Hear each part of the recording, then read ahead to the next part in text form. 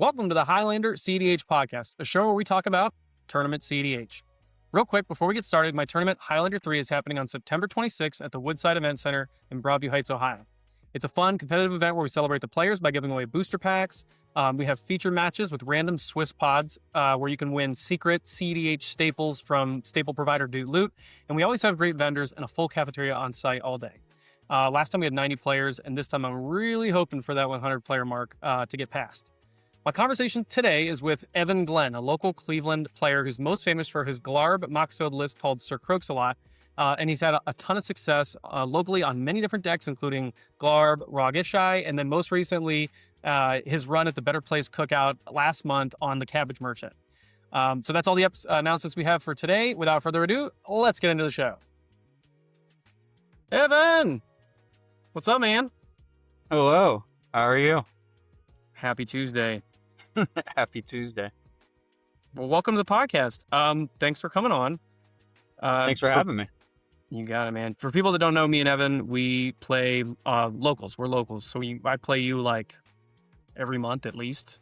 Pretty much, yeah. If not every 2 weeks. And I swear to God, man, you are on a different list every time I see you, which is refreshing because I feel like I'm the same way. I'm one of those ADD guys that has to constantly be brewing. And I think you're one of the few guys that I like to play against that's always, you and I are like, 1 week you're on Rog-Ishai and I'm on Tatsunari. The next week you're on Cabbage Merchant, I'm on wrong side, and we're always playing different strategies, which is kind of cool because it keeps our games very fresh.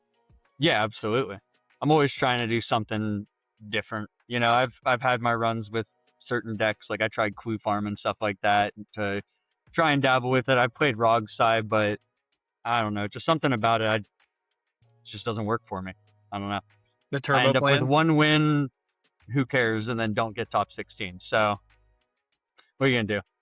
Yeah, but then you pick up the Cabbage Merchant and you go 4-0. Yeah. Just decimate the field, which is, burying the lead. That's what we're going to talk about a little bit later is your run on that deck. But I do want to start with what you're probably, most people know you as like the Glarb guy, right? Yeah. You have I was checking the MOXFIELD, which by the way, you and I have like a similar count in decks that we've brewed and have on there. You have like a million freaking decks on MOXFIELD. Yeah. Yeah, I build a lot of decks. Most of them I've played. So I get a lot of games in. Like in tournaments? I wouldn't say in tournaments. I've probably played maybe like 20 or 30 unique decks in tournaments, I would say.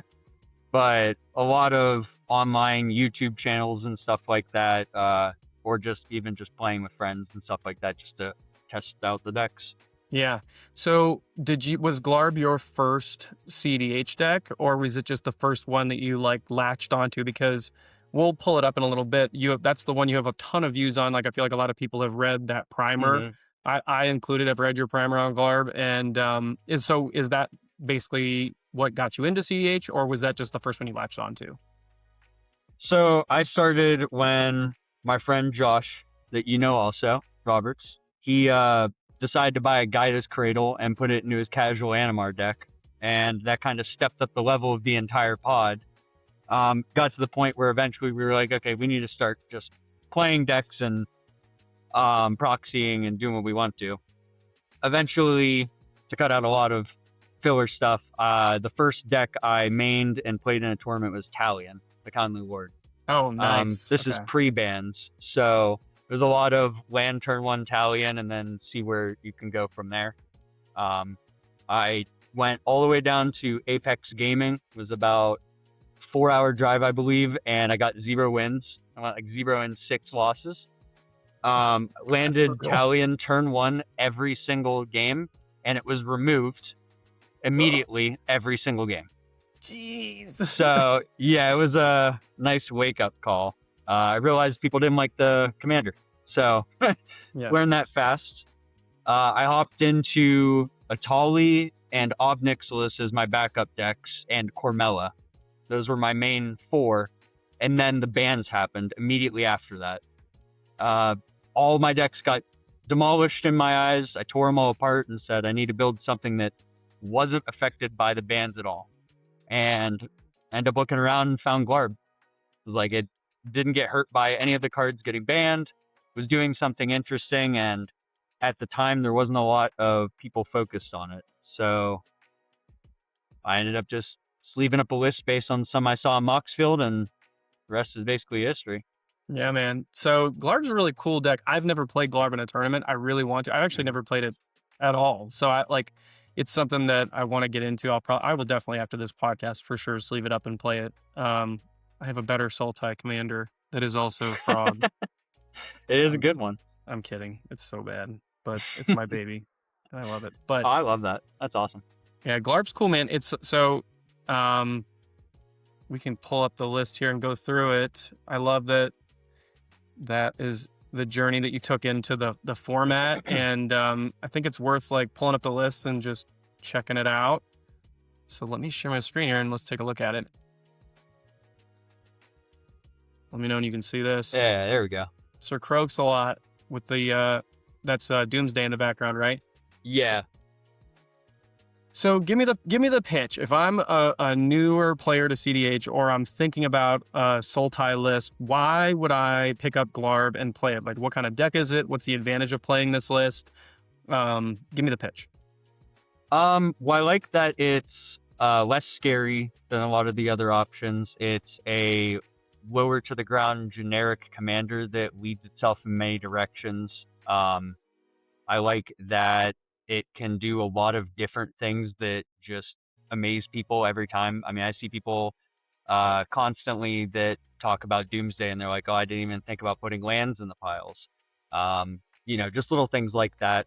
It can obviously do Hulk stuff if you want to bin Hulk and then reanimate it, which there are a couple people that do that very well and have been performing well in tournaments with it. The downside overall is that people get a little too caught on the mana value 4 part, and sometimes they end up getting a little too cute with it or throwing in things that are generally unnecessary, like Seedborn Muse, which is a card that was just brought up today, funny enough. Yeah, real quick, let me read Glarb out for you. So Glarb Calamity's Augur, it's Sultai, so it's black, green, and blue, and it has Death Touch. It's a Frog Wizard Noble. It says you may look at the top card of your library anytime, and you may play lands and cast spells with mana value 4 or greater from the top of your library. And then it's got a little activated ability, tap, Surveil 2. And it's 2/4. So you're saying people get hung up on that, playing lands and casting spells with mana value 4 or greater from the top. So they'll throw big bombs in their list that don't necessarily synergize, or they're clunky, and because they want to hit that advantage of being able to cast them off the top, but that's not necessarily what you recommend in terms of how to pilot the deck. Is that what you're saying? Yeah, I would say not as much of, like, the mana value 4 is good. It's just there should be a balance of what you're doing. Things like Clever Impersonator, Submerge, Massacre, very nice spells you can have that are 4 or greater, but if you keep jamming a bunch of 4 or greaters in the deck, it starts to be more janky. It doesn't work out as well because you have too high of a curve. Yeah. Like every line on this card is relevant, which is the funniest thing about it. Everything, every line of text on this card is relevant to the commander and how you play it, right? Yeah. So like the Death Touch is good because if you use Legolas as quick reflexes or just as a blocker, it makes it really hard for people to attack you. A Frog Wizard helps with Valley Floodcaller and helps with Cavern Souls, naming Wizard for Thassa and for Glarb. Being able to look at the top card of your library, obviously, is just a powerful effect in general. The pseudo card advantage of a Surveil is very nice. It just lends itself in a lot of different directions. Okay. And how are you winning most of the time with this list? Usually it just ends up being Thassa, whether you Doomsday or do anything else. It normally ends up Thassa. Right now I have a couple of the other combos removed. So Hullbreak Horror and Orcish Bowmasters would be like another option that I have, or Mnemonic Betrayal as backup win cons. Hullbreaker Horror, Orcish Bowmaster being that you would get an infinite Hullbreaker loop going, and then you'd be bouncing your Bowmaster essentially to ping the table down? Yep, just create infinite mana and then swap Orcish with anything else and just go back and forth. Yep. That's so funny how similar our lists are. When you're playing in a Sultai pile and you have a commander that's not the fastest commander in the game, but it's got a lot of utility, if it's funny how like the win cons that are most optimal seem to surface. You know what I mean? In different decks, even if the commanders are different. Yeah, because we that's gotta one of my stretch win when we cons. don't have breach and other things as easy backups. You got to be creative. Mm-hmm. Okay, cool.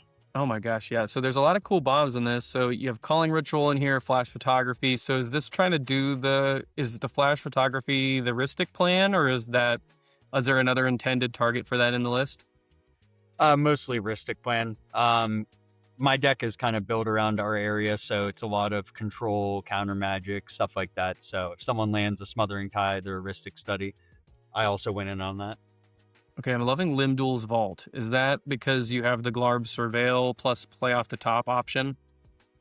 Yeah, it gives you the option to put whatever card you want on top and then put a land below it for your turn. Yeah, so Also, Limdul's, just in general, putting like a calling ritual and stuff like that, you could put the card I want, land, and then calling ritual so I can cast it. say that again. So with Limdul's Vault, you get to look at the top 5. So you get to keep doing that as many times as you want. Once you get down to the 5 cards you want, you could put whatever card you want into your hand on top. So that'll be the card that you draw. You could put the land you want to play just below that. And then you could put a 4 CMC spell like the Siege of the Mirror calling ritual below that. So really, you get to like 3, sometimes 4 cards, or just win the game off of it.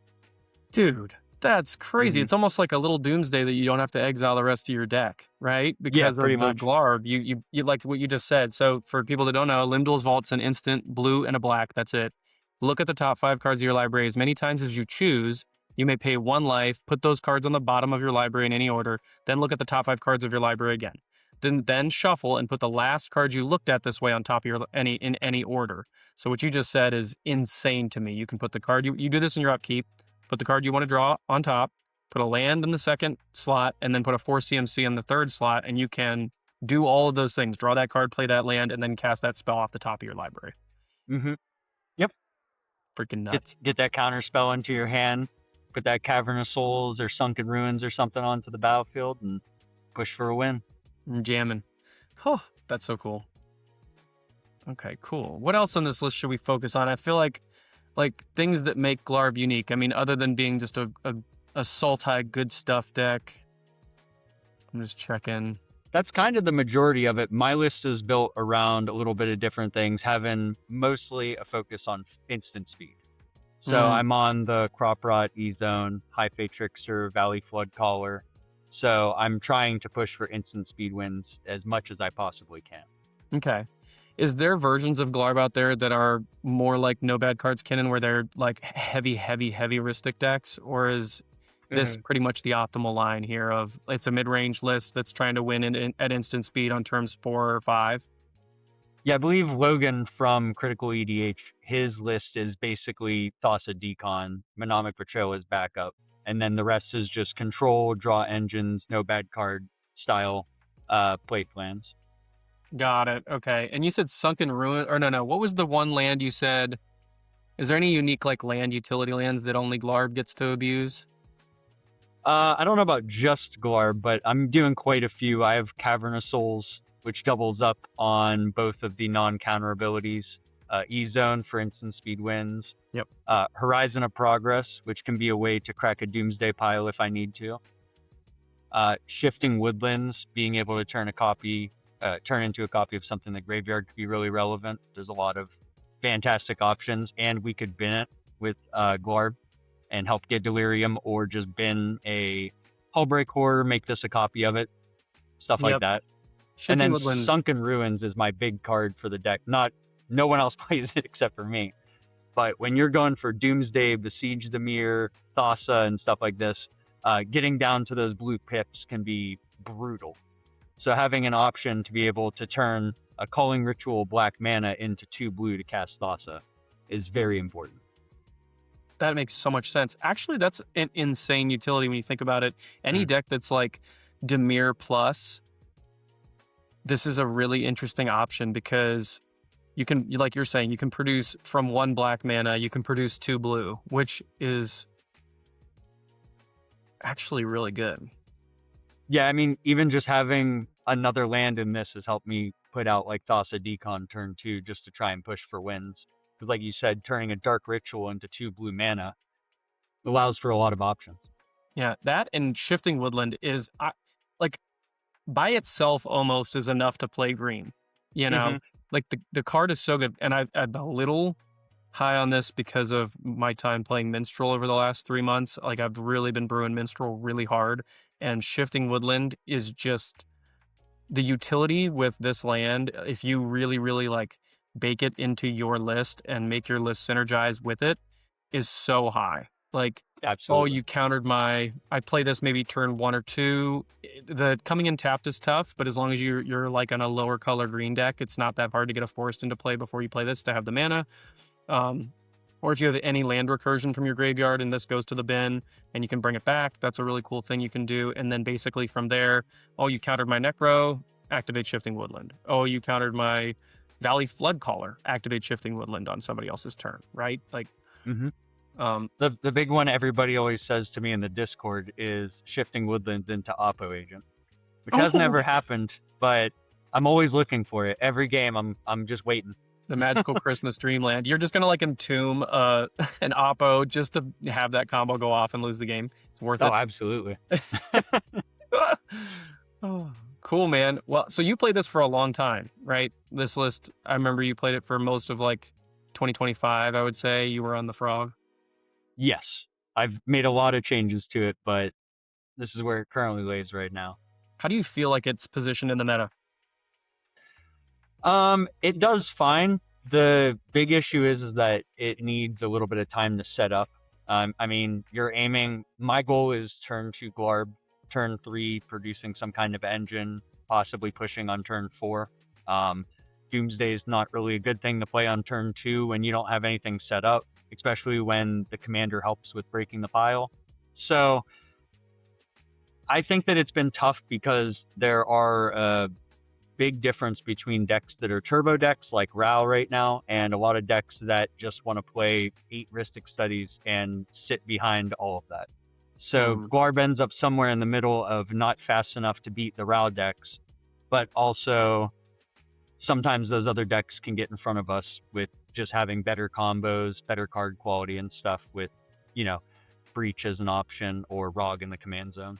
Yeah, it feels like that. Like it's so funny how the parallels between this and my hilarious Cope Tatsunari deck, because Sultai I feel like is a color pie, doesn't have the ability to go super super fast reliably, and it's because it lacks a lot of ritual power from red. And then obviously the late game is tough because you're combating against other Rhystic slop decks, trying to gain advantage. And when you don't have as much card advantage as them in that late game, it can be really tough to fight through a heavy stack war with a deck like this. The nice thing about Sultai is you have the black, so you have consistency with tutors. You have rituals still, so you have some power of mana early in the game to get out things, but you're right. It's weird. You're almost like too slow for the turbo game and too fast for the not heavy advantaged enough for that late game. And so your sweet spot is almost like that turn 4, turn 5. Turn 5 is almost too late, right? I feel like it's turn 3, turn 4. It feels more like set up, win, push, win 1, push, win 2, lose game. You know, like those are where this would probably sit. Yeah, because the other decks get white. And that allows you to just say, I'm going to put a Grand Abolisher on the stack. Or with Raw Gishai, you go, hey, the only thing I have is this silence. So we have to let it resolve.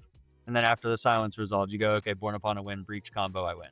Yep, exactly. It's disgusting. You've seen me play farm. Like when I play without white, I'm like, ooh, I feel naked. You know, I'm like, yeah. Everybody can counter my shit. That's not good. You know? Yeah, absolutely. I need that warm blanket of white just to put that little Grand Abolisher into play or voice, or like forget another one. What's the new superhero that is green and white now? Like there's another one that it's one and a white, I guess. Yeah. But she also has green. I think it's like I can't remember what the name of her is. But it's just they're printing so many effects like that and flash enablers that it just makes the game push later and later and later because everybody's just trying to like stack advantage until they can get one of those pieces into play, you know? Yeah, it's definitely an interesting meta. I both enjoy and hate it at the same time. Same.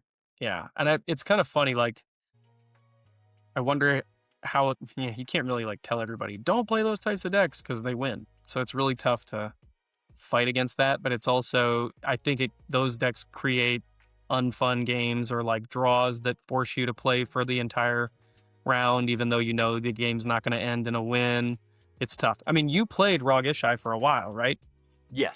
What was Few your months. experience playing that deck? I don't think I saw your list on your MOXFIELD, but if we want to... I think it's in the... Oh, this is section different than mine. It's probably a little bit lower down the list. It's nothing special off of the normal list. I think the only thing different is I have VV in it. Oh, cool. Okay, well, we don't have to go there then. We can stick on the Glarb train and just talk about it. So tell me about your experience running Rog Ishai and like embracing the slop, as they say. So it basically feels like the games that you win, you just weren't respected at all, is basically what it comes down to. A lot of times I either land like an Esper Sentinel turn 1, Rhystic Study, something like that, and I just copy it and I get the engine going. And it feels like there's absolutely no way I could lose. Or I get overly respected, countered, blown out of the water, and the deck does absolutely nothing.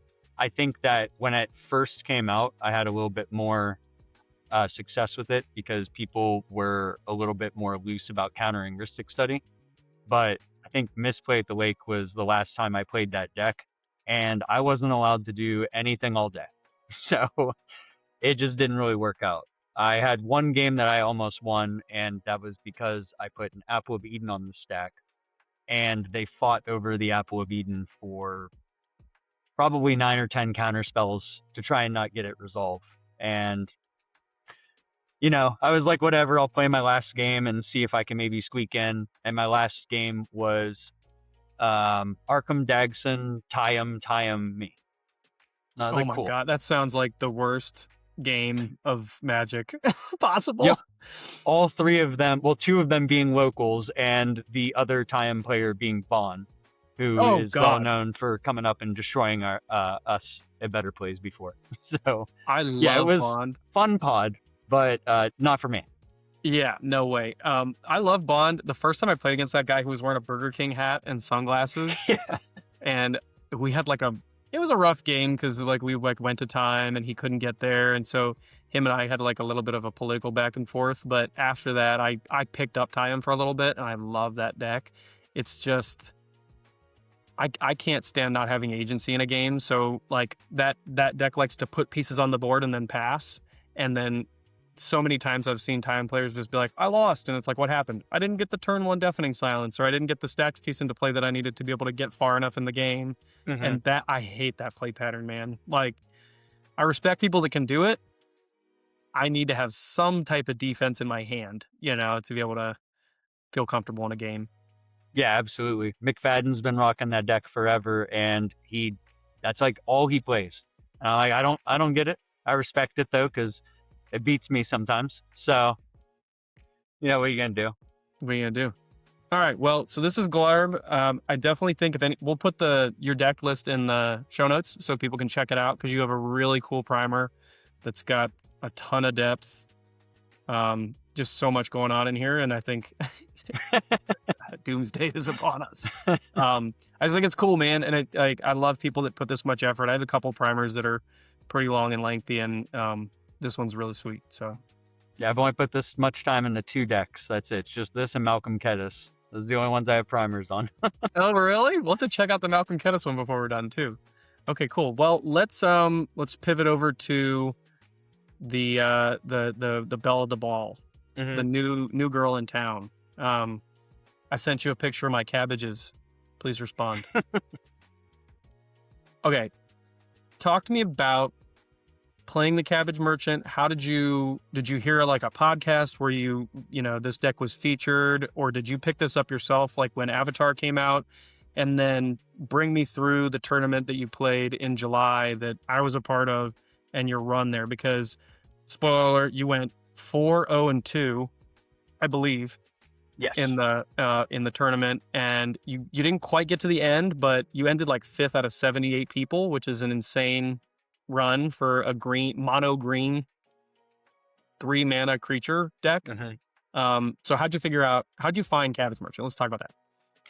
So originally, when the set was first spoiled, my friends were all joking with me. They're like, "You need to build this as a commander deck." And I'm like, I don't know. Like, it's interesting. I'll put it on like my back burner of ideas and stuff. I don't even remember. This was like 10 months ago. This set came out at this point, so who even knows what I was brewing at the time? But I put a list together and just sent it off into the ideas category and never touched it. And then probably about a month and a half ago, I stumbled across Sylvie, I believe, won a tournament, and their deck list name was something like, "What if he was the Cabbage Freak and he made foot tokens?" And just something about that made me laugh, and I was like, you know what? Maybe I should make this list and actually go through with it. I ended up looking at their list, making some changes and stuff like that, and then went to go search for the deck to send it to one of my friends and found out I made the deck list 10 months ago. And I was like, oh, okay, so I should just make all my changes over there. Just something about the commander being unassuming, fast to come down, make mana. It just was something that kind of interested me. As you know, I like janky, weird decks, so this was right up my alley as soon as I saw their list and saw what kind of angle this was taking. Just so you know, the list that you're looking at right now is basically the same. I think the only difference is I put Kodama the East Tree in my main list now. We love Kodama. Absolutely. Kodama's insane, and in this list it makes total sense. Let me zoom in a little bit here. So just to let everybody know, I played you. You were already at 15 points by the time you and I saw each other, and I was at 6 points again. You know, forever the bridesmaid, never the bride these days. I should probably stick to one list, and maybe I would actually make it into a top 16 in the last 6 months. But I was going for the winning in. Ian Loesch, who was on the pod this past week, he was also going for his winning in. You were in seat 1, I believe, right? I was in seat 4. You were in seat 4. Okay, so I was 3. Yeah. Ian was in seat 1. Yeah. The game went like this. Ian drops a fish. Can't remember who's in seat 2. I'm so sorry. Ryan Beachy. Play some mana. Who was in it? Ryan Beachy on Blue Farm. Beachy, that's right. Beachy, he was like a stone the whole game. He said nothing, and Ian got so mad at him by the end. We'll get to that. So basically the game went like this. This is our winning in. Ian drops an early fish. No one feeds it. I think I played like a land. I had a slow hand. I played like a land. You played Cabbage 1 or 2. Do you remember? I played a depletion land turn 1 and pass. Everybody was like, land. "What are you doing?" Yeah, Hickory Woodlet. Is it Hickory Woodlet? Is that what you played? Yeah. I didn't play Cabbage until turn 2 after we did our Scheming Symmetry deal. Yes, I fed you the Scheming Symmetry, and I said, please get a Force of Vigor, and then don't use it on me. And you were like, unless I'm trying to win, and you were like, sick, bro. Sounds good. I'm going to win this game. Ian was real happy about that deal. He loved that. Ian was pissed. He was like, what are you doing? I'm like, well, you dropped a fish. I'm either assuming your next thing you're going to do is either Aristic or Tithe, Aristic or Tithe. So I'm going to put the little artillery over here in Ian's hand, and I'm going to drop Aristic next turn. And he was so mad that I didn't give him the Scheming Symmetry that he countered my Aristic study, made me use my interaction, and then we both watched you play every card in your entire deck, basically the turn after that, and make it through. Basically at time made it to your win, which was really, really cool. So I can attest, you played cards like the cards in this list. I honestly, after you played Cabbage Merchant, don't remember a single thing you played. All I remember, I mean, that's not true. We died when the Urza's Battlethopter hit the battlefield. Yes. That's when we died. So giving everything flash, I was like, oh shit, we're in time. We can't let this resolve. And we let it go. And I think at that point we were like, someone needs to win this game. No draws. Just go, Evan. We can't do anything. Just go, you know. That all started because Ian put Mayhem Devil on the stack. And I was like, that's not going to resolve. That can't happen. I sacked too many permanents, bro. This is not happening. Yeah, I saw Blue Farm's treasure count and was like, yeah, that's going to kill my Cabbage Merchant, my Battlethopter when it in the future, and other things I have out. I can't remember if I had Allosaurus Shepherd or not. There was a lot going on that turn. Right. But anyways, you played all the cards in your deck and killed us with some type of artifact combo. I think Walking Ballista. Yeah. You ballista us to death. Okay. Hot. Very hot. So let's talk about the list. So go through the tournament. Like, is most of the games like no one's respecting me, drop an early cabbage, drop a stacks piece, get an academy manufacturer into play? Like, how do the games mechanically go for you to get to your win? Well, so before I get into that real quick, I played the deck at Tough Mulligans. I believe it was a week or two before that. And it really taught me a lot about how to play it, because I was playing the deck kind of wild. I didn't really know where I was going with things. I was trying to do stuff. I had 2 wins on the stack at Tough Mulligans and lost due to time because I was just fighting for no reason. So I came into this tournament. I said, I'm just going to stick to the fundamentals. I'm just going to not play anything too scary. I'm not going to over politic. I'm not going to try to be a jerk or anything. I just try to land an early Cabbage Merchant, try to land Academy Manufacturer after that, and whatever happens after that, we'll figure out. So pretty much every single game was turn 2 Cabbage Merchant, turn 3 Academy Manufacturer, turn 4 win. Nice. So we've been talking a lot about this deck. So let me just read the commander, and then we'll read Academy Manufacturer, and you can kind of give me the pieces that lead to the win here. So Cabbage Merchants, 2 and a green, legendary creature, human citizen. Whenever an opponent casts a non-creature spell, create a food token. Whenever a creature deals combat damage to you, sacrifice a food token, and you can tap 2 untapped foods you control to add 1 mana of any color. So that's the commander. It's a 2/2. An Academy Manufacturer is a 3 mana artifact creature assembly worker that says if you would create a clue, food, or treasure token, instead create 1 of each, and it's a 1/3. So the combo, essentially, Evan, you're going to expound on this, is you get the Cabbage Merchant out, you get the Academy Manufacturer out. Every non-creature spell creates 1 of each of those things. Notably, a big one is the treasure token, right?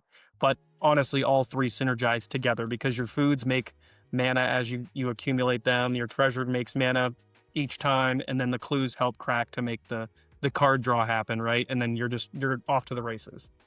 Absolutely. Yeah, Peregrine Took also gets in that conversation too. That's like the 3 main cards for deck is the Commander, Manufacturer, and Took. And the Peregrine Took, for those that are just listening, makes an additional food when you create a token, and you can sack 3 foods and draw a card. So that also is like a pseudo engine. That's really cool.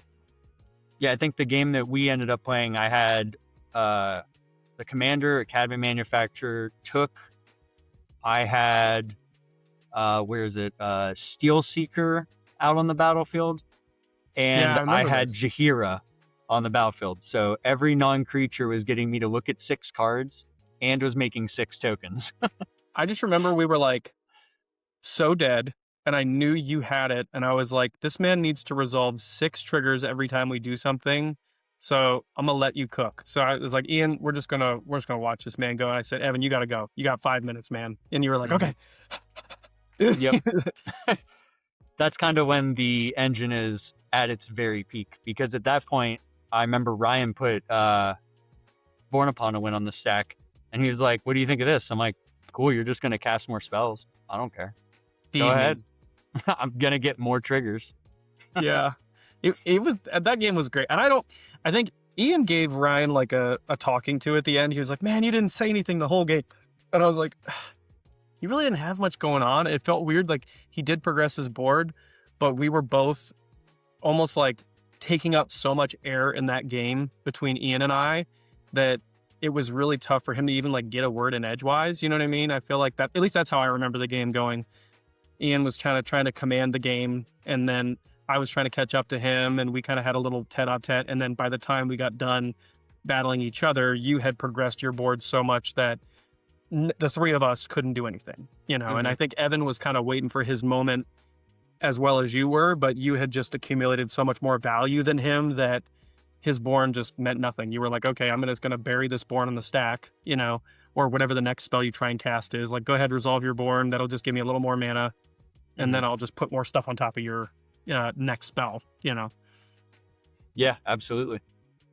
It's crazy. So let's read this Serenith Steel Seeker. Mm-hmm. You know, that staple, that CDH staple. 1 in a green, creature, human, artificer, scout. Whenever an artifact enters the battlefield under your control, look at the top card of your library. If it's a land card, You may reveal it and put it in your hand. If you don't put the card into your hand, you may put it in your graveyard. So talk to me about this, because I watched you do this and I was like, I'm just going to trust this man knows what he's doing. But is it kind of like it seems like a Thrasios effect? Sort of. It's like the best card advantage that's really weird sounding. Like when everybody sees this, like even in our game, you saw everybody was like, what the hell is going on here? You're like revealing a land, and then sometimes you're putting the card back and drawing it. I'm like, oh yeah, I could tap and crack a clue to draw the card. And you're like, so you just get to do whatever you want, basically. I'm like, yeah, just bin the cards I don't care about, and I'll put all the other cards into my hand. Yeah, it's pretty awesome. It's pretty awesome. It was so funny. My brain made that connection because Ian was like, who cares if he's doing this? I'm like, but you don't understand. He's making clues. Like, he's going to get them whether he like, he's going to basically take a look at it and he put it back on top and then just draw it anyways. And then the next trigger is resolving, you know? Yeah. I remember he just asked me every single spell was on the stack. He's like, is this a win con? I was like, counter. I don't really care. I'm putting everything out. They're all eventually going to lead to wins. I remember I put like an Agatha's Soul Cauldron on the stack. He's like, does this win? I'm like, I mean, yeah, if I'd been a Forge Master, I'm able to eat it and put its ability on Cabbage Merchant, and I'm able to sack 3 foods and go search. It wins, but at that point, I was just putting every card out. I'd just be like, no, it doesn't win. Can we move on? No, this doesn't win either. Because, like, what are you going to do? You know, like, why would I, like, that's such a trap question. Does this win? It's like, yes, with combinations of cards in my deck, this card will also win me. Like, you know what I mean? Mm-hmm. But, you know, he was trying to get a little bit more time off the clock and everything like that, which I respect. I was also just kind of putting everything out there just to see, because I'm like, I don't really care. I think I put Grinding Station out, and you guys are like, does it win con? I'm like, I don't even care if you counter. Like, everything's a win con at this point. I'm just putting as many as I can out to eat as many counter spells until I go and just push for the actual win. Right. Yeah, I don't know. I'm 6-1, half a dozen the other on pushing time. I think if you're making a bunch of game actions and we can put things in that slow you down on the stack, that's one way to do that. And I think that's like a respectable way to do it. I think like Ian didn't do this on everything, but if someone was literally just trying to burn the clock by saying like, does this win? No? Does this win? No? Does this win? It's like, come on, brother, let's just move on. Can we move on with this game? You know? Yeah, my feeling was that he had a limited amount of counter spells and was basically like, can I hit something that wins the game? That's why I was just like, here's Grinding Station, do something about it. I don't care. I'll put Agatha's out. Does it win the game? Yeah. If I hit Forge Master, you want to do something about it or not? I don't even care. Counter it. One of 16 combos, homie. Yeah. Yeah. All I'm sitting there doing is just looking at the top 6 over and over. Oh, you countered it? Cool. I get to look at the top 6 again. Yep. That's fun. Okay. So Serenith is cool. What else would be like a really cool card that you would highlight as a mainstay in the deck list that you're not going to get rid of? Because there's probably some things in this list that you're pulling out or switching off and deciding on whether or not you're going to play at specific tournaments. Are there other staples in the deck that you're like, this cannot leave? Chrome Dome would be the next one. That is a main win con for the deck. Yeah, this is a newer one. 2 mana, artifact creature, robot ninja. Other artifact creatures you control get +1/+0, and then it's an outlet, right? So 5 mana, 5 colorless. Create a token that's a copy of another target artifact you control. That token gains haste. Sack it at the beginning of the next end step, which is never going to happen when you're going for your win. So that's the gist, right? You're copying key artifacts. That notably, the big one is Academy Manufacturer. Oh my God. You get to multiply all your triggers.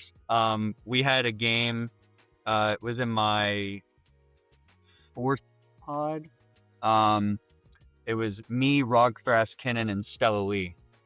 And I set up a board state similar to this where I had Cabbage Merchant, Chrome Dome, and Academy Manufacturer.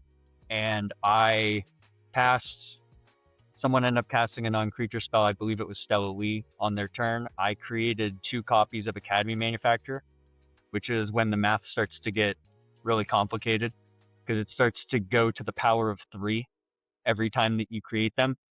So basically, make a long story short, I created a couple copies of it, created like 50 some tokens, and then Pat went to go off and win on his turn, and they ended up letting one of my triggers resolve.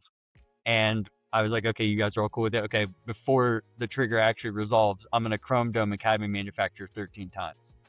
And they're like, okay, what does that do? I'm like, okay, well, when this trigger resolves, I get 513,000 tokens. Off of one, I don't even remember what card it was. It was kind of a messed up situation. But, yeah. Let me ask you this. Did Pat say play it out?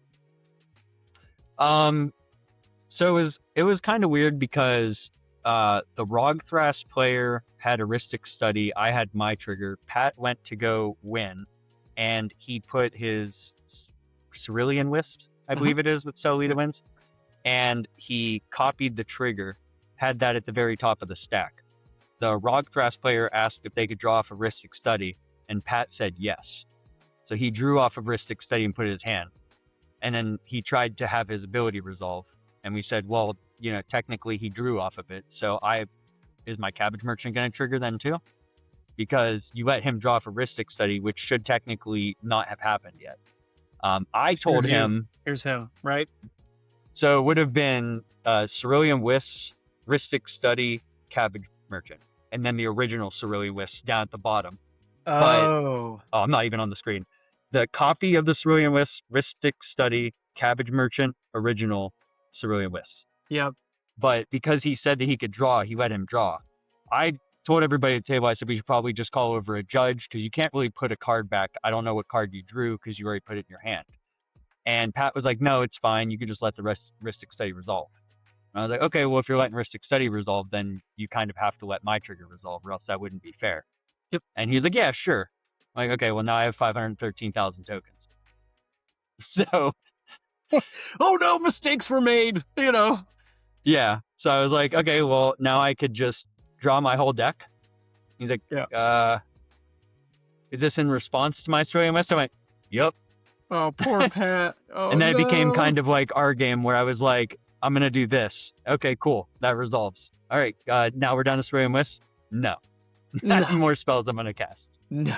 All right, Ian kept saying that. So is that it? Can we go to... Nope. I got more things I'm going to do.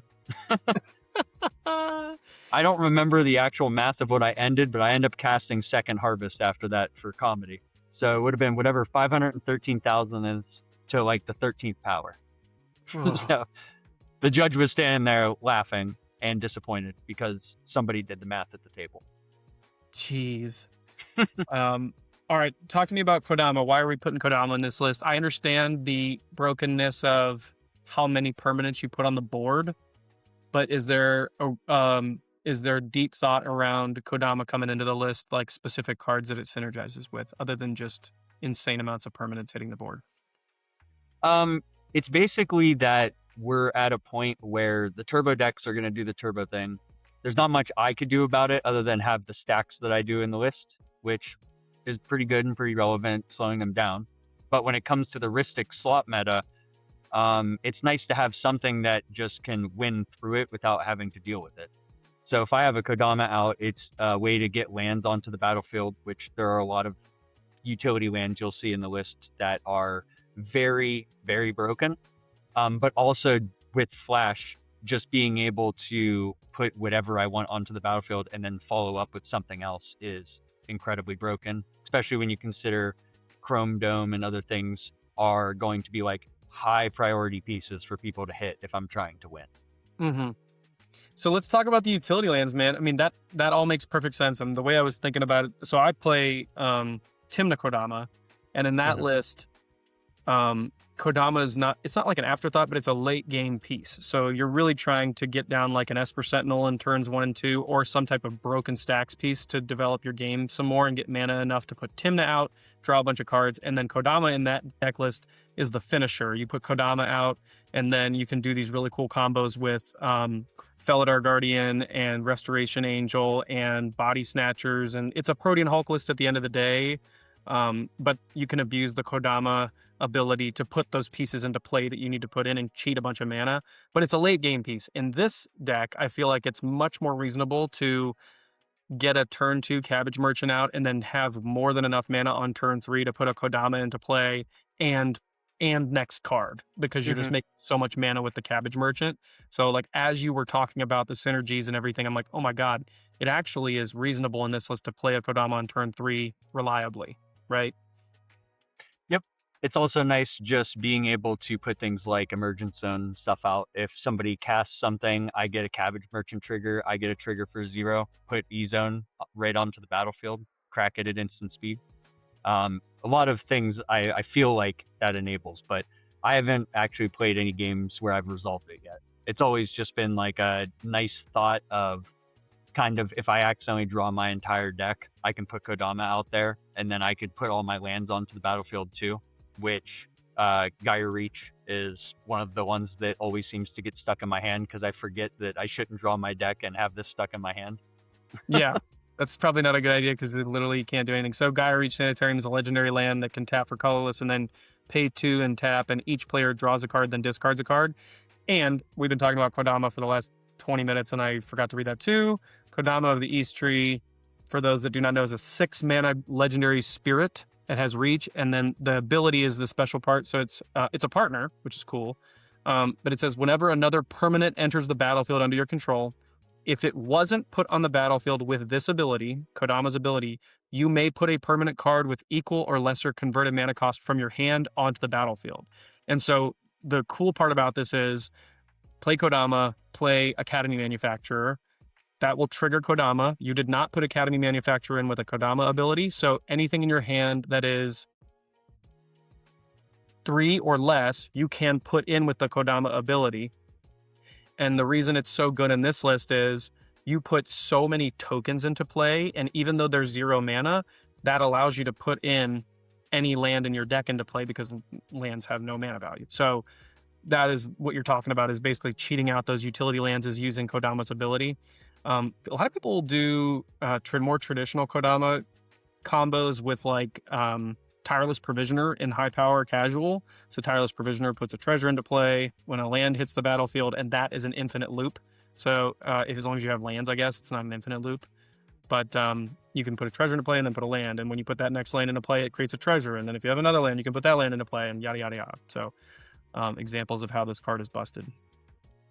What other utility lands other than Gaia Reach, which is really cool, but also, is there like a loop with Gaia Reach? No, it's basically using Grinding Station to mill everybody else out, and then using this to be the thing that forces them to draw from an empty library.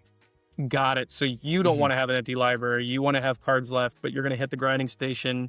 You have infinite artifacts and infinite artifact ETBs, essentially. So you're hitting the Grinding Station on every single one enough to mill everybody out.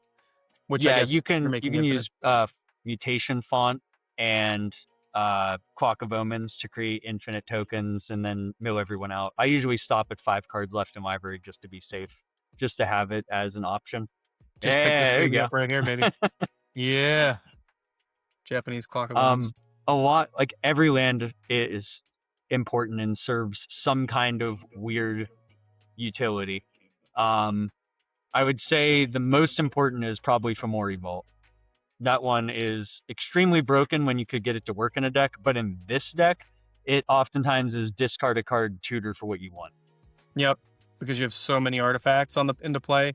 I play it in Zuladak, which is one of my favorite like casual CDH decks, and it is so powerful in an artifact-centric deck, especially the Cabbage Merchant or anything that's spamming tokens, because pay 3 tap, discard a card, look at the top X cards where X is the number of artifacts you control, put one of those cards into your hand and the rest in the bottom of your library in a random order. It's a tutor when you have 20 or more artifacts on the field because your Cabbage Merchant's been going bananas, you know? Yeah, I actually, my first game, there was an Atali player that landed Atali and got a Psych Rift, and they were deciding whether they wanted to Psych Rift my Cabbage Merchant or Kinnan. And I told them they should hit Kinnan because Kinnan just tutored for Basalt. It's an easy combo in their hand.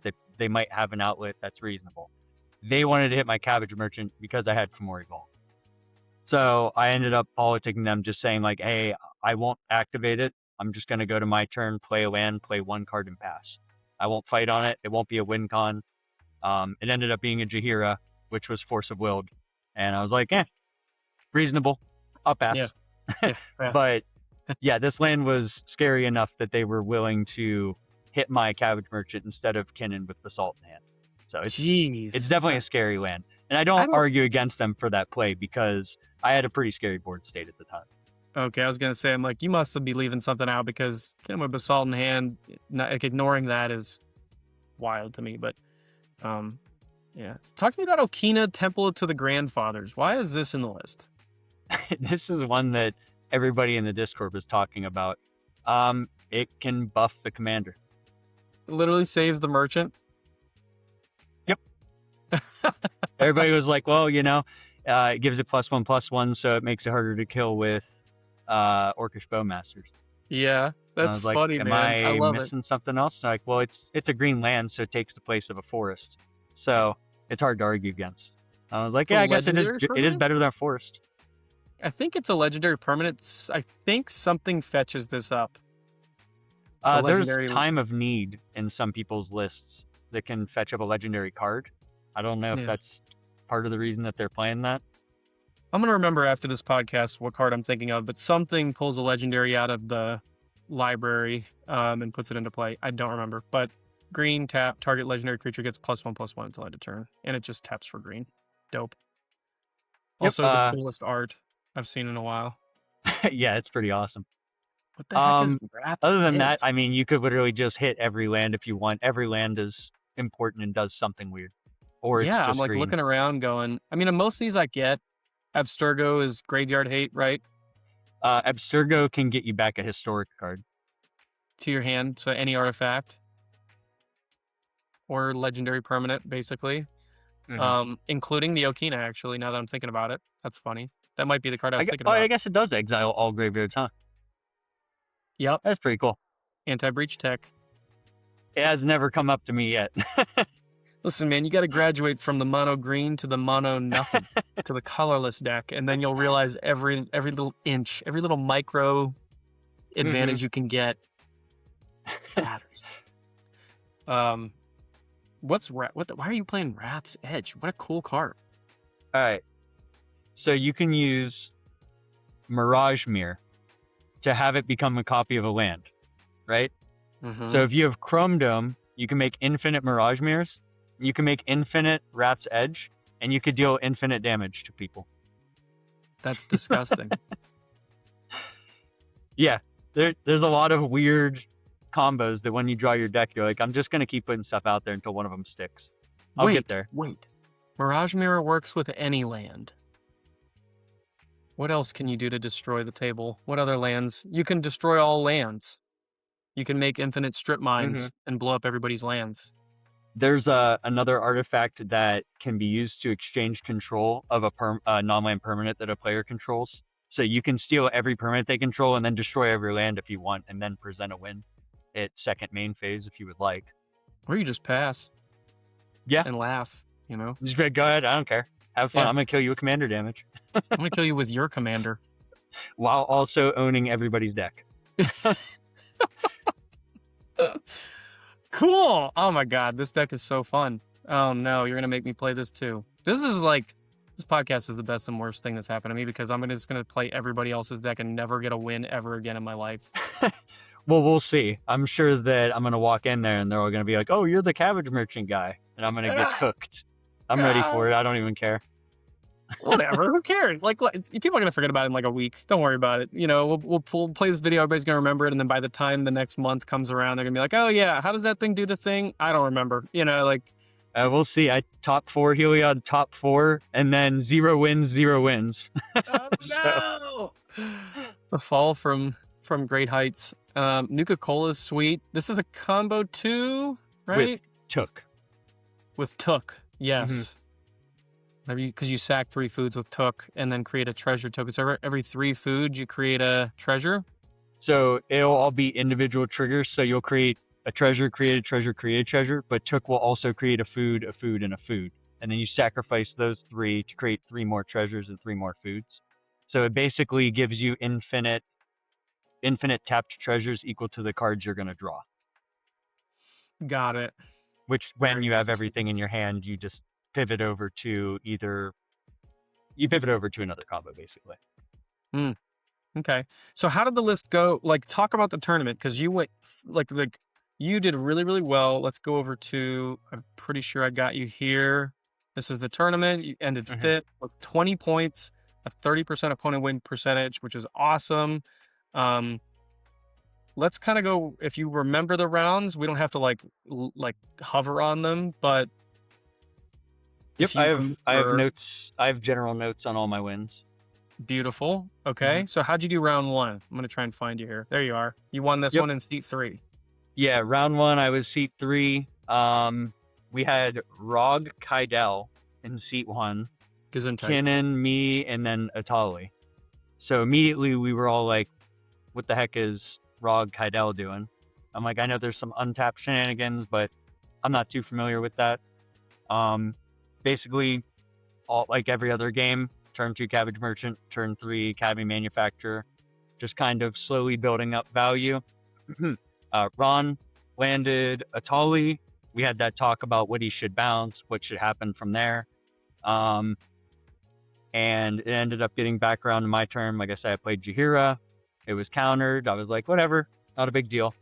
I passed and then ended up going into an instant speed combo by flashing in Nuka-Cola vending machine, I believe it was, to present a loop for drawing my deck. At the time, this is part of, I guess, the issue with playing a deck that you're not super comfortable with, is at first I was representing the loop by representing my tapped artifact, and I realized, like, I'm just doing this over and over and drawing my deck. I'm like, I'm just going to fast track this and just go until there's 5 cards left. And no shade towards anybody in the game. I always respect people taking whatever angle they can to try and stay in the game. But the Kinnan player was like, well, you have to represent your tapped treasures and stuff. I was like, well, they're irrelevant. Nothing I do is going to be affected by the amount of artifacts, because at the end of it, I'm just going to present a loop and win with untapped artifacts. And they were trying to fight for me to do that, and I basically was like, you can call over the judge. I'm not representing it. I don't care. Yeah. And the judge was standing there, and the judge was fine with it, so it wasn't a big deal, but it ended up being an instant speed win, creating infinite mana, and then playing Walking Ballista to ping the table to death. Nice. Yeah, it's tough, man. When people are realizing they're going to lose the game, and I'm the same exact way, you kind of go through this internal process of, man, I fought really hard for the last however many minutes, and this is not gonna go my way. And I think a lot of people, it depends on what headspace you're in when you're in the tournament. Like maybe this is round 1 we're talking about. So it's in round 1 for me. If I lose like this, I'm just kind of like, I treat round 1 like eating my vegetables for the day. Like rarely do you win the first game, and it's good too. It's very, very good to win round 1, but you have plenty more Magic to play, man. Like, let's just move on. Good job, Evan. Let's go. If this is the winning in, which we went through, it's a little different story, but yeah. Yeah, I was like, whatever, it's not that big of a deal. The amount of tapped artifacts isn't going to change anything. I don't see it as a big deal. No one else did at the table, but it also makes sense. I was winning at time, so it made sense for them to try and, find something to grip onto to get a draw out of a loss. So Yeah. it made sense, but I was able to present it with, I think, 35 seconds left getting there, so Nice. it was nice. Where am I at? I died to a Rocco on turn 2. I'm somewhere down here. Yeah, the guy in seat 1 just hooked our ass with Rocco. Liam. Oh, man. Super nice guy, by the way. I snapped back to one of his creatures to try and stop him from winning, and he was like, cool, and here's the win. I'm like, okay. Okay, yeah. All right, so round 2. Where are you at? There you are. Dude, seat 4? Was that again? Were you seat 4? But you were seat 3 the last round. Yeah, I was seat 3 and 4 most of my games. So it was kind of weird. So this was Ral in seat 1, Mono Green Selvala in seat 2, Lumra in seat 3, and then me. So it was 3 Mono Green decks. What the hell? And Ral. The game was back and forth many times. It felt like Ral was going to win. Felt like Lumra was going to win. Selvala almost won the game. Ral ended up saying that they put the wrong card under a Chrome Mox, which gave them the wrong colored mana they needed, so they had to wait a turn. And because they waited a turn, it kind of just took them out of the game. Selvala wanted to play a Shia loop, but I had a strip mine. So they couldn't go for that loop knowing that I had a strip mine untapped to stop them. And then Lumra's graveyard was removed by a wheel, the Echo of Eons from Rao. Time Twister. So it was like each person had a really good chance to win. And I was just the person that was sitting behind Cabbage Merchant, barely getting any triggers because, Lumra's not really casting a lot of non-creature spells. Sometimes they do, but V didn't really cast many at all that game.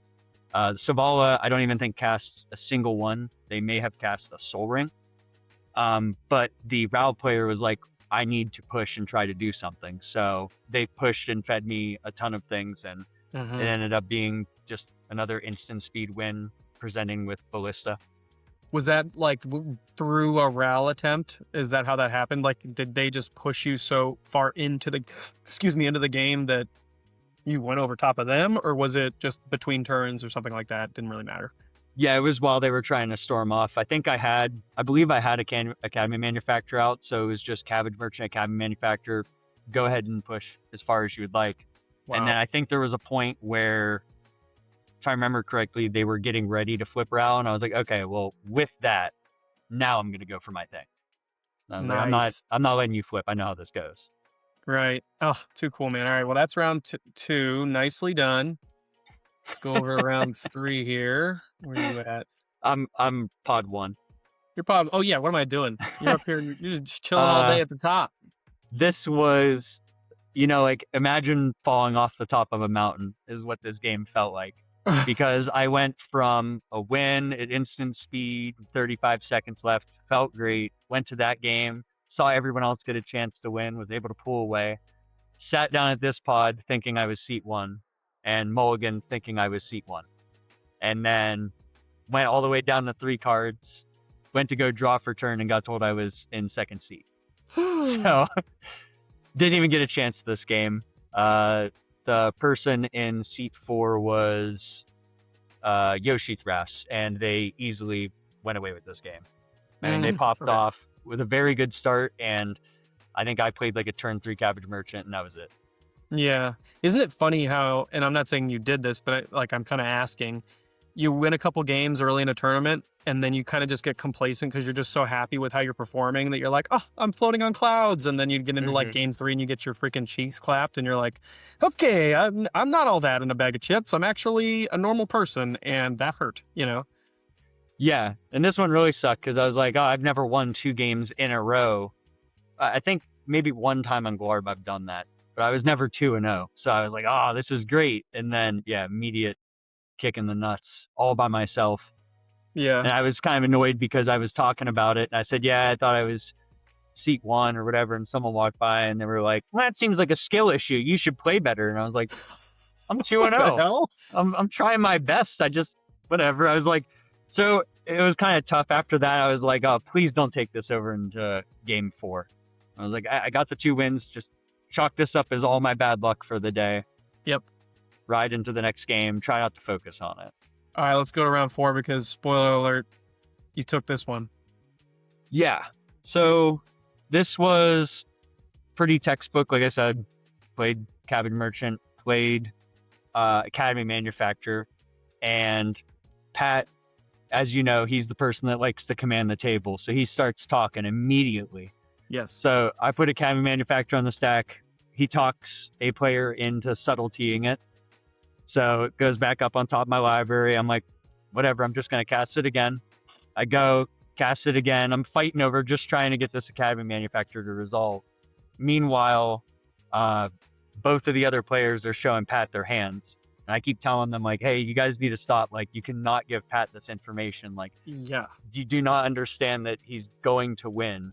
And if he has, like, the only reason he's asking you what you have is because he wants that window to be more open than he feels it is. Yep. Even when he had Stella out, he ended up getting a snap. They went underneath it, and he tutored for the Wisp. So I'm like telling everybody at the table, like, hey, I know you guys are worried about me, but like he has snap, which can stop anything I do, and he has the Wisp. So he has the ability to win. Revealed. We have to work together. Yeah. And the other 2 players at that point finally are like, okay, I get it. Like, this is definitely the main focus. Mm-hmm. Yeah, and it's tough because I've played that. That is a like a textbook way to win a game, right? Oh no, scary person puts first win attempt on stack. Everybody, what do we have? And sometimes it's appropriate to do that because you need to collaborate. Like you're so far on the heels that everyone needs to pool their resources to continue the game and stop the person that's going for that first win. But most of the time, and also you're giving your opponents, the other two opponents, so much advantage by showing them what you have in your hand. So I Mhm. feel like it's been a new thing or a newer thing that I've seen as CDH matures in general with tournaments specifically is people will say they have something, but the smart ones will say, I have interaction for you. Don't push. And then you ask them to see it. And sometimes it's a bluff. They'll go, I won't show you, you know? Mhm. That happened to me in my last tournament. And I was like, well, then I'm going to push because I'm going to bank on you bluffing right now. And I would say it's a 50-50 that you get hit with the counter spell. Or what they have is kind of like a pseudo lie where they have like a mind break, but you're casting your second spell. And so you get away with it, Mhm. But I would like, that is like advice to everybody from somebody who's an average CDH player. Like, don't just go giving up your hand. Give up the piece that you need to communicate to that other player. Pass that across the table. Don't show the whole hand unless you're literally dead like a turtle on his shell on your back. Like I am dying and I need this spell to resolve. Here's my hand. That's the one time I would say that. What do you think? Would you agree with that advice? I am 100% anti hand showing. I will never show anybody my hand regardless. I don't feel like I ever get enough equity out of it. But I 100% agree. If you put a Vamp Tutor on this deck, I will slide over a Mental Misstep and be like, what are we getting here? Can we talk about something? Because using it on something that is like a tutor or something like that is good, but there's a lot of times that something better follows up. It's the common thing of hitting the Soul Ring and then someone Vamp Tutors and you're like, or Enlighten Tutors, you're like, okay, now he's going to go get Heuristic Study. I would much rather have stopped the Heuristic Study from ever being in this game than I would to care about your Soul Ring. Mm-hmm. So I try not to show a lot of information. I'll show cards if I feel like, hey, I really don't want to use this on you, but you're kind of making me have to. Mm-hmm. That's kind of where I usually lie at. I think I'm gaining more margins as a player with wins by being more cooperative and finding ways to ask for information that isn't super obtuse. Are you winning here? Is what I'm talking about. Like, let's come up with a more succinct way to ask what your plan is so that I'm not asking you to give up the whole plan, but just like give me an inkling about what you're doing. And then depending on your response, I'll act accordingly. Mhm. Um, or what's the other point I was trying to make? That's one. Or just generally just like being more collaborative with my communication, not being so combative, because that's where I lose a lot of games is either I'm talking over everybody at the table and everybody's pissed off at me because they're like, shut the hell up. That's one. Or someone goes for a win and I'm tense and I say things in a more aggressive tone than I should, and that makes them not want to work with me. Like those are two things that I'm really trying to police myself on because I find that number one, I don't want to be a dickhead. That's a good thing to not do. And number two, you just you get more cooperation from the table and you guys have a better game, and that can also lead to you winning the game more often, right? Yeah, my big thing has been deals. I've been trying to make deals that are more clear and more fair. So I think that in that game one, when he was trying to hit Cabbage Merchant, I told him like, listen, I'm not trying to do anything before your turn. I'm gonna let you go to combat and everything, and that's my goal. And I think I said the same thing in our game. I was like, hey guys, I do want a game action be taken because I'd like it to get to Blue Farm's turn because I'd like Ryan to have a chance to win. I think that when you're saying certain things like that, you get more equity at the table because if I say, hey, I want to get to my turn because I want to do something, it makes it look like I'm trying to push and I'm trying to win, and people are more likely to try and stop me at that point. But if I say I'm trying to get to Blue Farm's turn, it's more likely everybody is trying to cooperate to get the game moving. Ryan's more likely in that situation to want it to get to his turn. Ian knows he's getting another turn. I'm not doing it on his turn. So he knows to let his guard down a little bit. So I've been trying to make more fair deals like that and be very clear about what I'm doing. And it's worked out very well, to be honest. Yeah. I feel like like again, the our format has matured to the point where there was a long time where if you were a smart player, you could sneak the wins by being savvy with your words and making sneaky deals. And now that's fallen out of favor a lot more because people have been playing longer and the format has matured to a point where everybody kind of knows each other. That's not a brand new player that's coming in from one of these newer sets.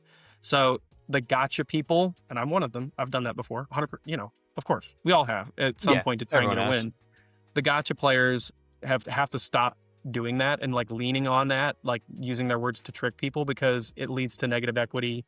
Even if you're not lying, like just the fact that you got somebody, they're like, you're never going to do that to me again. And it almost creates this animosity in the next game you play with them, right? Mm-hmm. I did that once with Raw Gishai, and I told them that I needed a silence to resolve because somebody was going to tutor for something. And I just said, I don't know what they're going to get. And this might stop something that they're going to do. And my friend Josh was playing with us, and he was like, I don't know. I'm like, I don't know. Do you have anything you could do against it? Because I got nothing. This is all I got. And I felt kind of bad about it because I'm like, well, the silence I know wasn't going to stop anything he was doing. I was just trying to get an instant speed win to happen. And at the end of it, I was like, well, I won, but who even cares? Like, I kind of feel dirty about it. So now I'm very forward with people. I just tell people, listen, I'm not trying to angle shoot you. Like, I'm just trying to do this, Yeah. Like when I say I'm just going to go to my turn, play a land, play one card and pass. That's all I'm going to do. Or I'll usually say I'm going to go to end step. And I want you to get to your combat because I don't want to say I'm not going to win on my turn because then you get stuck in a weird situation where everybody has a flash enabler, goes to your end step. I said I wouldn't win. So I've been saying like, listen, I'm going to play a land. I'm going to go to my end step. I'm going to try to pass to your turn. Like I want you to get a combat. I want to see what Ryan's going to do. Mm-hmm. Yeah, 100%. All right, let's keep moving on here. This was good. That was really good, kind of back and forth, but this is the last one, and we've talked about this game already, so we don't have to like go ad nauseum on this one. Ian started off to the fish thing. We had the little counter war. Ryan basically held his cards like this until he thought he had a window, and you said no, you don't, and you went on top of everybody and crushed us. Mm-hmm. I remember I started off saying I don't even care if I win this. I'm just going to keep a weird hand. Yeah. I kept a depletion land, Academy Manufacturer, took Urza's Liberator, 2 lands, and a green card. And it was just like it's got a good hand. Yeah, it was like it's a little slow, but it's got enough lands to play Cabbage Merchant, Academy Manufacturer, and took, and I have a Flash Enabler. I'm like, if the game happens to go on longer than it needs to, then I end up in a good position, which is unfortunately what happened. Unfortunately, I thought it was cool, man. I had a fun game. Like, but to be very clear, like, no, it was a really good game. I got tempoed turn 1, and then turn 2, the Rista got countered. And I'm like, I'm out of this game, but I at least like took my shots. And I think Ian and Ryan kind of had a back and forth for a while where Ian didn't really want to push until Ryan showed his cards to, so to speak, like went for his win.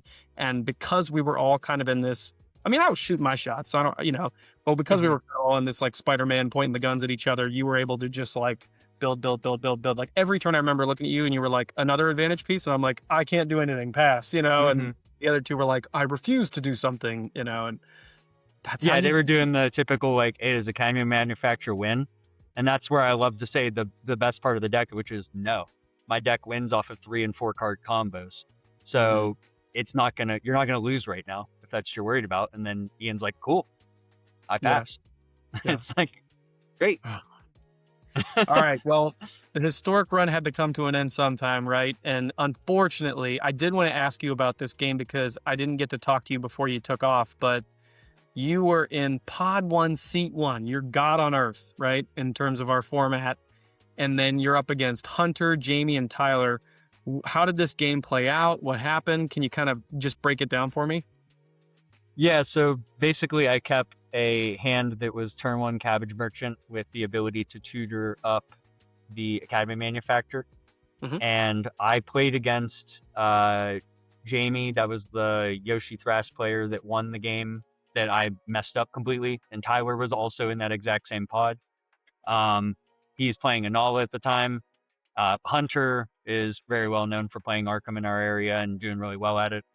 So I had the idea of I'm going to play Academy Manufacturer, play Took, and just follow through with the generic game plan that's gotten me here. And I had a Chancellor in hand, which is a reveal card. If you reveal it, then on your first main phase, you get a free green mana. Let me it's a find creature. it real quick. It's a creature, right? Yeah, of the Tangle. Chancellor of the Tangle is a 7 mana beast. You may reveal this card from your opening hand. If you do, at the beginning of your first main phase, add green to the mana pool, and it's also got Vigilance and Reach. That's pretty freaking sweet. So I was going to get a free green mana, play an Ancient Tomb, play Cabbage Merchant, and then I top decked Trinisphere. And I looked at the table and went, well, I'm going to be able to get out a Cabbage Merchant turn 2 still, and I'll be able to progress my game plan knowing that everyone else is going to be slowed way down. So I decided to send the Trinisphere. Resolves, but unfortunately Arkham had Ancient Tomb in hand. And him having Ancient Tomb allowed him to eventually build up. Yoshi Thras was completely knocked out of the game by my Trinisphere, and Anala was completely knocked out of the game by my Trinisphere. I ended up losing on turn 4, and I think the only other permanent on the battlefield was a Lion's Eye Diamond that Anala paid 3 to cast. Oh, my God, dude. So was it Anala that won, Tyler? So this is where the game gets really weird. I play my Academy Manufacturer and pass.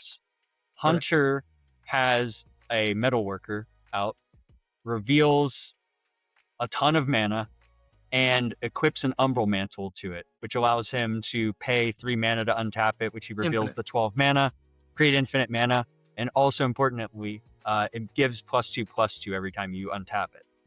So he has an infinitely big Metalworker. He turns his Inkmoth or Blinkmoth Nexus, whatever one has Infect. Inkmoth Nexus. Turns it into a creature, makes it infinitely big. He moves to combat and swings that at me, but doesn't swing the Metalworker. So he kills me. I get knocked out of the game. I'm like, okay, what are you going to do? Maybe I should have played Cabbage Merchant, but I felt like playing the Trinisphere was good enough for it. Then he says out loud, I should have probably swung Metalworker. So I kind of told them, I'm like, I'm going to walk away from the table. I don't want to, interfere or interject anything. Like, I'm out, I lost. Fair and square. And then I look over 20 minutes later and I'm seeing Tyler storm off. Like, what's happening? But if you think about it, Tyler didn't do anything for 4 turns but sculpt his hand and put a Lion's Eye Diamond out. So he was in a wonderful spot. And the Yoshi Thras kept basically a turn 1 Esper Sentinel, hoping that they would get fed a couple cards. But because of Trinisphere, they didn't ever get a chance to play it. So killing you was the tale as old as time, which is you killed the stacks player, and then the guy who's been holding up all the mana and advantage in his hand, who's been basically just sitting on the win, still goes bananas, right? Yeah, I think that Hunter was more like, I'll just kill him, and then I have infinite mana and I can play a bunch of stuff. But after combat, he said, I forgot I could have just swung this and killed Anala. I was like, yeah, that was an easy win, which is an unfortunate way to end that, especially for Hunter. But, sometimes you make mistakes, and sometimes you have to learn from those mistakes. I learned that I should have played Cabbage Merchant, not Trinisphere, but what are you going to do? I don't know. I thought it was a good play. I mean, as someone who's been playing a lot of Trinisphere lately, it feels good when you have the mana advantage, And honestly, it's weirdly one of those pieces that it isn't so backbreaking that when it gets removed, somebody else immediately wins. Although that does happen, because I think with Trinisphere specifically, it just slows the game down to the point where people want to remove it to progress the game, but no one loses advantage, I guess. Does that make sense? Yeah. Yep. It's kind of weird, like a Graph Digger's Cage or something like that. I don't know. It feels less volatile when it gets removed, at least in the last couple times that I've played it, I guess. I don't know how to describe that feeling, but it doesn't feel as bad as removing another stacks piece that's like a hard lock for someone. Or that's exactly what I was kind of picturing. Is I figured I'm going to play this and it's going to slow them down for a couple turns, but I figured on turn 3 that's just going to get bounced. But at that time I'll already have the Academy Manufacturer and Cabbage Merchant out. Like, I'll have my engines going at that point, so then they could deploy everything that they want to, and I'll be set. But yeah, it ended up being a pretty quick out the gate run for Hunter, and I didn't really expect that. But yeah, what are you gonna do? As soon as I saw it off the top deck, I'm like, I gotta try it. Yeah. I remember everyone was still playing their games. I was walking around. Everyone's like, "What the heck's going on? You were just 4-1." Like, yeah, I lost. Whatever, man. That's the funny part about top 16. A lot of times I kind of love the Swiss runs in like a top 10, because if you can get into 1 and 2, you're like, I don't even got to play this top 16. I just get to sit here at the top and wait for you yokels to finish your semis, you know? Yeah, I had a run with Glarb a long time ago at Eldridge Bastion, and I was playing Glarb. I won the first 3 games, either turn 1 or turn 2 with Thassa Decon. Just 3 games in a row. Looked down and was like, "Huh, turn 1 Thassa Decon. I'll go for it." Huh. So I ended up, like, I think it was like the 4th game. It was like me, Kyle, and 2 other people. They're like, "Do you want to play this?" I'm like, "No, I don't even care. I'm already going to be getting a bye, so I'll just sit around." So it feels nice. Yeah. Sweet, man. All right, well, that was the run. I thought it was an awesome run.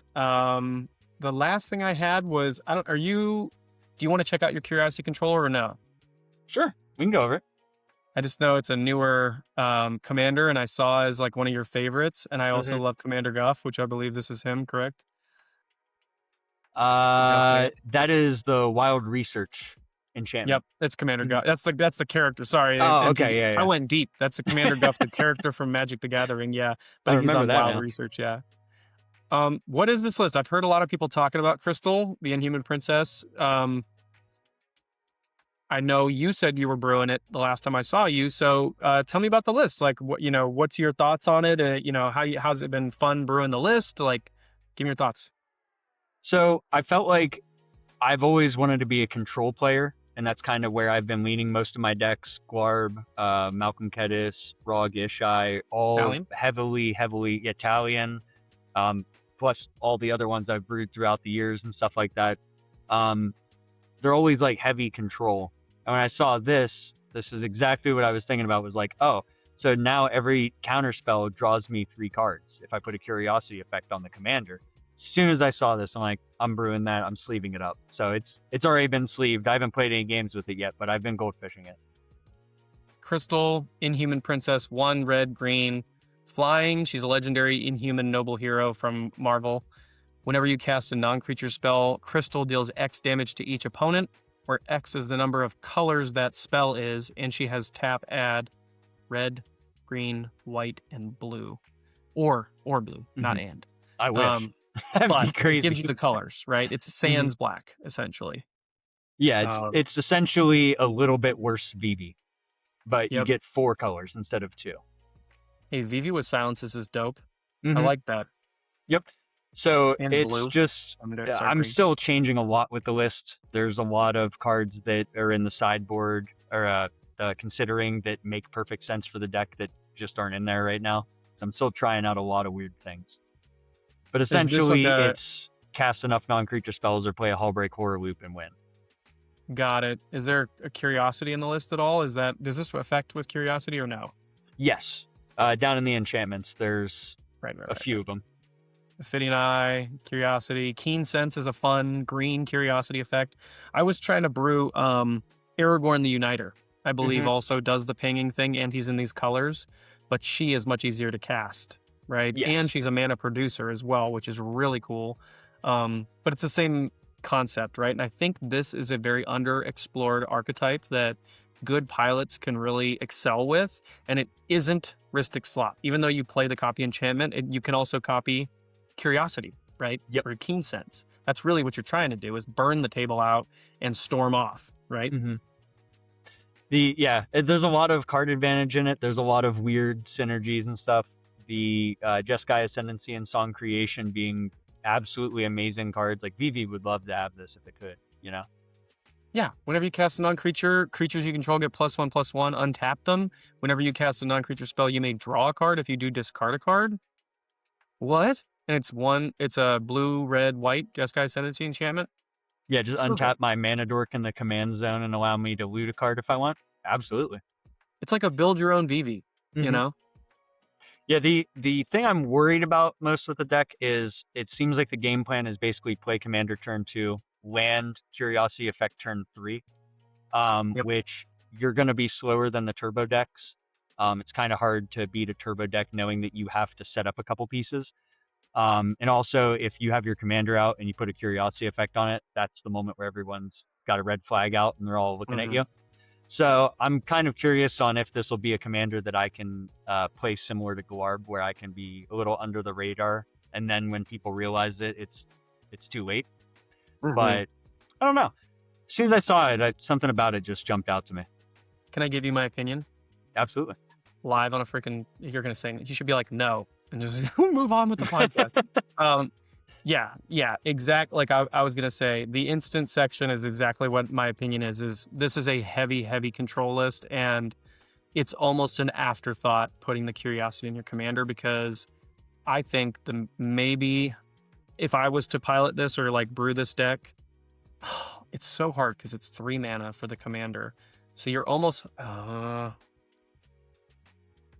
like I'm trying to figure out what I'm trying to get first, because I don't think it's necessarily the commander, but the fact that she is a mana producer does make me kind of feel like it's an option to play her turn 1, 2. Yeah, you also have the option to just jump into like Stormkiln Artist, Smothering Tithe is like an early value engine, and stuff like that, and just start to get into the slot meta. Because if you do get us into like a little bit of a slop situation, I mean, you always have the option to just play your commander, put a curiosity on it, and then, you know, if you have 20 cards in hand, I don't see how you lose that game. Right. Yeah, it's almost you're hunting for the card. Is it mana or cards you want first? I feel like it's cards. Probably cards, because you have so many free counter spells that as long as I can get my commander out and I get the curiosity on it, then I could just start doing whatever I want at that point. You know, even just being able to daze something. Oh, it doesn't counter it? That's fine. I still deal damage, draw 3 cards. Stuff like that. Okay, I'm going to pitch this. Do you play Aragorn in the list? Say no, it's fine. You don't have to. I don't think I would, because I feel like if I'm playing that, I'm more leaning into it as a commander, because I think it plays better with Food Chain and that effect. I do think that's a really hot commander. I think more people should play it, to be honest. Yeah. Food Chain. I was just thinking because it's another curiosity target. You know what I mean? But you already have VV and your commander, so you don't need a third one. I'm just being silly. Most people aren't playing VV in their list either. But to me, it's like I still get to just play VV with 4 colors. So to me, I think it's a no-brainer. But are you playing Cord? No. Or creature tutors in general? I was originally, because I was playing Tandem Lookout, which is another curiosity effect on a creature. But I saw a bunch of lists cut it for just more gas, more free spells. Because when you have the engine out, it's just kind of play a free spell, play a free spell, play a free spell. Get down an Isochron Scepter, Hullbreak Horror type effect, just win. The Isochron Dramatic Reversal wins the game, as long as you could produce enough mana. Interesting. Yeah. Very cool, dude. I think that there's a lot of brewing room with it. I've compared my list to many people, and even with making a ton of changes, you know, I've seen lists that are 40, 50 cards different, which is wild to me. It's similar to when I started building Glarb. When I was playing Glarb, there were people that were building lists, and my list was 30, 40 cards different. And now I'm finding a lot more people that are 5 to 7 cards different from my list. So it's one of those commanders where I'm like, I kind of want to put a lot of time into this and see if I can make it work. Yeah, for sure. So like, this is an interesting thought.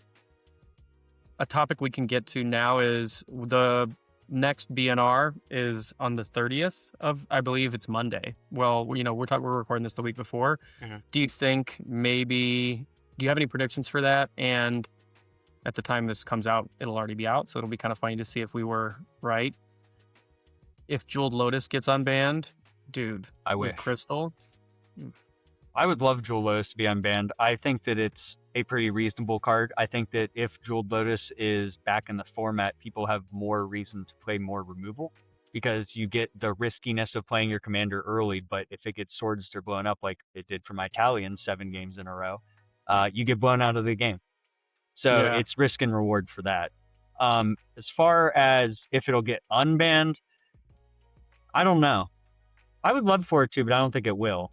I'd love for Rhystic Study to get banned. To be honest, I was 100% against it a long time ago, but since Raw Gishai is so popular, I'm getting a little sick of it. You know, I started playing ROG-SI and different commanders and trying out turbo lists just because I was like, I need to get far away from this. It's actually why I haven't picked up Garb in any big events right now, is because it just feels like a little bit too slow when everybody already has their third draw engine out, and I'm just starting to get to that point. You know, I feel like you get caught in the muck, you know, and then all of a sudden you're sinking, and you're like, ah, crap, I can't get out of this mid-range hell that we're getting stuck in. And 100%. We actually had this conversation with Ian on the last podcast. It was like, you know, it's funny how that's the card that everybody's kind of focusing on. And I think it's because we don't want the games that are happening right now, the draw games, the infinite stack wars that never end. Like, I think a good stack war is awesome, but it has to resolve. Mm-hmm. You know, like that's the problem when you get to the end of the game and it ends with the stack mid, you know, not resolved, and you're just like, well, the game didn't end. We had this great story and this back and forth, and it was really epic, and then we just stopped. And it's like, well, that sucks. And why did that happen? It's like, oh, because everybody had 50,000 draw engines. So, yeah. There was a game recently, I think it was at Siege, and it had Logan, Evan Pierce, and another person, I think, from Critical. I watched that. Salt, his name is Z. Yeah. And they were all drawing a billion cards. And it got to the point where Logan wanted to play a flash piece and get something out. And Evan was like, you can't do that, because if so, we all needed to play our flash pieces. And now we're all going to fight over who's going to win in instant speed. And it was cool to like watch them interact like that. But the other guy sitting at the table, I felt like it's me, where I'm like, I just don't want to play. I don't want to be here. Like, he was just making jokes and talking. He's like, I don't have any agency in this. You guys are all going to flash over top. And it was very fun at first, but it's starting to wear out a bit. Yeah, and I think the worst part about that game was Logan won because he was seat 1 in time. Mm-hmm. And it's just like, all right. And I know he didn't really want to win that way either, but yeah, man, it's like, I don't want to win that way. I mean, I'll take a win. I'm not going to be too proud to take a win, but I want to win because I outplayed my opponents. That's my goal, you know, and I did it with style. That's also my crutch, is like, I want to play some ridiculous list and win with it so that people go, what the hell did Sean just do? That's my goal with this format. Like, that can be where I think we're coming to a close on this. And if that's okay with you, what is your intention with this hobby? Because it's a hobby that we all play. It's not our main jobs for the most part. Some people it is their full-time job, but for 99% of the people that play CDH, it's not their job. It's their chosen hobby that is expensive. It can be very expensive if you choose to collect the cards. It's definitely expensive when you have to travel for events. So for me, like, my goal with this hobby is to find something that takes me away from my professional life, gives me something creative to think about. That's part of the reason I did the pod, was just to do something creative that contributes to the community in some way. And I want to play decks that are interesting and that people aren't seeing all the time. And I want to have at least some amount of success with them. So at least like a win on a deck that I brewed feels way better than 3 wins on some soulless piece of, you know, net deck that somebody else brewed up and I just took to a tournament. That's my goal. That for me gives me all the validation I need to continue doing the hobby. What is that for you? Like, do you have a specific goal in mind when you play, or do you just enjoy the game? Originally it was just to be respected in the space. I just wanted to be the person that did something. That was my original goal. So when I started with Glarb, that was my thing. Like, I wanted to get somewhere. So getting it on the CDH decklist database was like my big thing. So after I did that, I kind of moved into trying to encourage people to play better at the game and to just, you know, have a healthier space around. Like I said, making better deals instead of trying to angle shoot people, trying to tell people that it's better to be honest and make good game decisions instead of lying, stuff like that. And I would say my main goal is to just win a tournament. I feel like I've done everything else at this point that I'm proud of. It's just finishing, you know? Yeah, get to the end. I top 4'd a couple, but a lot of them were like, we're going to split and leave. And I'm very, very proud of the fact that I did that. But after the last one, I was like, I'm going to make a point. The next time I get into top 4, we're playing it out and I'm going to win that damn game. And so I'm with you, man. It's like being the first list, it just validates the hobby, right, in a different way than being creative does. And I think everybody's chasing that, but I echo that wholeheartedly. And the other part of that I totally agree with is just having a positive experience and being the facilitator of that positive experience, right? So if I can be someone that in a game people maybe who are newer to the format take a not a moral stand because that sounds so dorky, but just like tries to be respectful to everybody. And that's something I've worked on because I haven't always been that way. I've been kind of a dickhead. You and I have probably been in games where I've been aggressive or something like that, and I really, really try and temper that over time and just be a better person. And that is a part of just working on yourself, I think. Mm-hmm. But if I can be someone newer comes in and they had a really positive experience, maybe they didn't win the game, but they had a memory that was really cool, and we had a cool interaction, and then they got to move on and they said, you know what, I really like this format because of this thing that happened. That is everything. You know what I mean? Yeah, no, I've heard a lot of people point over at your table and be like, oh, I played with that guy. He was really cool. You do a good job at hosting events and stuff like that too. So, oh, thanks, man. I think there's always room to improve. I've definitely had some games. I remember my first top 16 with Glarb. I ended up getting into a frustrated match with one of the players that was trying to rush me. And, when you're just learning the format and going through everything, it can be tough when someone's just trying to bully you into doing things instead of trying to give you that space and trying to help you out a little bit. So it's basically just been that. I just, I'm a mod on the Glarb Discord, and I'm in a bunch of different communities. So I'm always trying to push people to try cards, to try different decks, to explore ideas. Always telling people, hey, if you don't agree with my list, test out other cards, swap things out. That's perfectly fine. I'm not the person that solved Glarb. I'm not the best Glarb pilot. I don't even know the best, things for the deck, Yeah. Yeah. So, yeah, I just want the space to be more positive and more fun. Like, I think you said it at the last event. You said I'd much rather grind out in the Swiss games and lose than to just make it to top 4 with the sweats. And that's kind of where I'm at. I want to have fun and grind it and, create a positive environment, not necessarily just play blue farm and top. Yeah. All right, let me get rid of the screen share here, dude. Thank you so much for coming on. And is there anything else you wanted to let everybody know? Do you have any socials or anything or events coming up or anything you're doing that you want to let everybody know about? Not really. I'm a Dapper Pigeon on everything. If anybody wants to talk to me, if you have any ideas, reach out to me on Discord. I'm always open to talk about different decks, unique ideas. And if not, you'll see me in the Glarb Discord. Nice, dude. All right. Thanks, Evan. Thank you.